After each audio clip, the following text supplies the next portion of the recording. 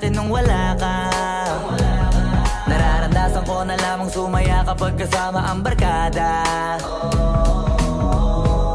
Akala ko yung puso ko di nagagana. Buti na lang ay dumating ka doon, nagsimulang magkaroon ng pag-asa.